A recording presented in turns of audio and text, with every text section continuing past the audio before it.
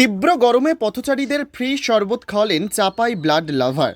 চাপাই নবাবগঞ্জের বিশিষ্ট সাংবাদিক ফয়সাল আজম অপুর দিক নির্দেশনায় তীব্র গরম ও তাপপ্রবাহে চাপাই নবাবগঞ্জ শহরে পথচারীদের মাঝে শরবত বিতরণ করেছে চাপাই ব্লাড লাভার নামে একটি সামাজিক অরাজনৈতিক স্বেচ্ছাসেবী সংগঠনের কর্মীরা। তীব্র গরমে পথচারীদের সাময়িক স্বস্তি দিতেই চাপাই ব্লাড লাভারের উদ্যোগে ফ্যামিলি ডেন্টাল কেয়ারের সহযোগিতায় শতাধিক মানুষকে বিনামূল্যে এই শরবত বিতরণ করেছেন। বুধবার দুপুরে চাপাই নবাবগঞ্জ শহরের প্রাণকেন্দ্র শাহ নিয়ামতুল্লাহ কলেজ মোড় এলাকার কয়েকটি গুরুত্বপূর্ণ পয়েন্টে অবস্থানরত বিভিন্ন শ্রেণী পেশার মানুষের মাঝে এই শরবত বিতরণ করা হয়। এ সময় পানীয় শরবতের পাশাপাশি খাবার, স্যালাইন ও পানির বোতল বিতরণ করা হয়। সংগঠনটির প্রধান উপদেষ্টা সেনাম সজিদ, প্রেস ক্লাব চাপাই নবাবগঞ্জের সভাপতি ও এশিয়ান টিভির স্টাফ রিপোর্টার ফয়সাল আজম অপু এই কর্মসূচিতে অংশগ্রহণ করে সকলের মাঝে শরবত বিতরণ করেন।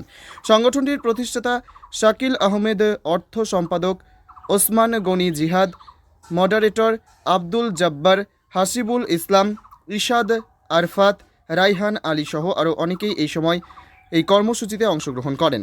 সাংবাদিক ফয়সাল আজম আপু জানান, কয়েকদিন ধরে বাড়ছে তাপপ্রবাহ। তীব্র গরমে অতিষ্ঠ হয়ে পড়েছে জনসাধারণ। বিশেষ করে দিনমজুর খেটে খাওয়া মানুষেরা পড়ছে চরম বিপাকে। রাস্তায় বের হলে প্রচণ্ড গরমে তৃষ্ণার্ত হচ্ছেন তারা। এতে করে হিটস্ট্রোকের সম্ভাবনা রয়েছে। তাদের কথা ভেবেই শরীর শীতল রাখার জন্য চাপাই ব্লাড লাভার টিমের উদ্যোগে গ্রহণ করেছে। তিনি সর্বসাধারণের প্রতি অনুরোধ করে আরও জানান, রাস্তায় বাহির হলে রোদ থেকে কিছুটা রক্ষার জন্য ছাতা ও একটি পানির বোতল সঙ্গে নিতে, যাতে হিটস্ট্রোকের মতো ঝুঁকি থেকে আমরা সকলে রেহাই পেতে পারি।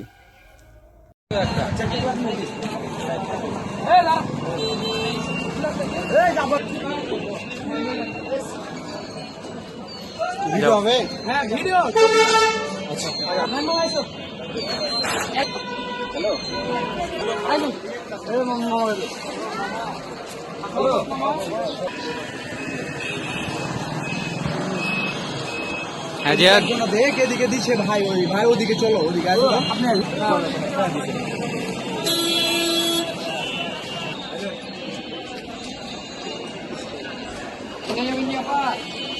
এত কষ্ট করছেন, খাবেন না? শরবত খাবেন? শরবত খাবেন?